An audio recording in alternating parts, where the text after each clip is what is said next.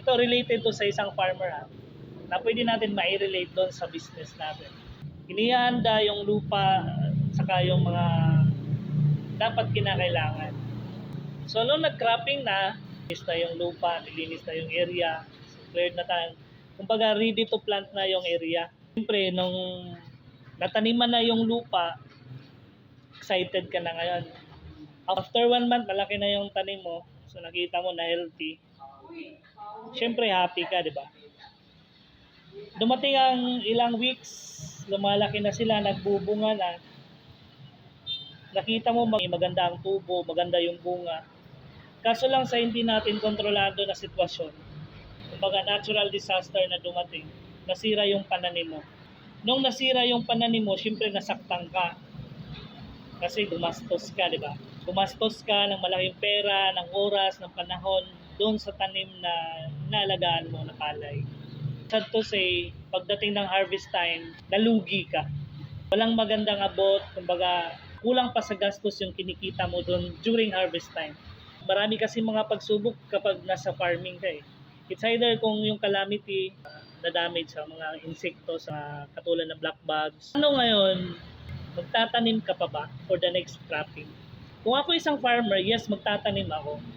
Magtatanim ako, pero yung naging experience ko nung nakaraang cropping is maging aral yun para sa akin. Maghahandaan kung ano yung mga dapat paghandaan during the next cropping.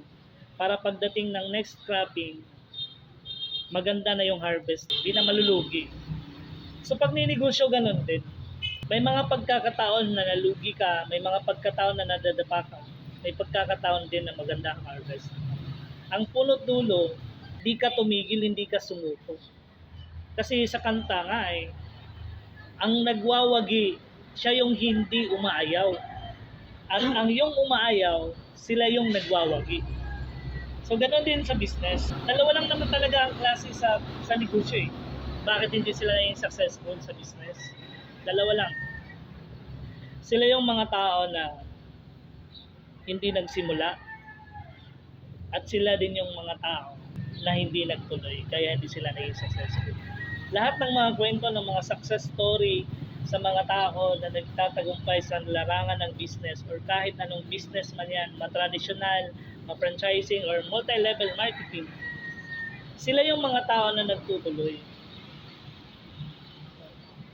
Si Manny Pacquiao nga, naging world boxing champion. Maganda ang laban niya pero hindi nila nakita yung laban niya outside the ring. Paano siya nag-training, paano siya na-mold, paano ni Manny Pacquiao ang world boxing champion career. Marami din siyang pinagdadaanan.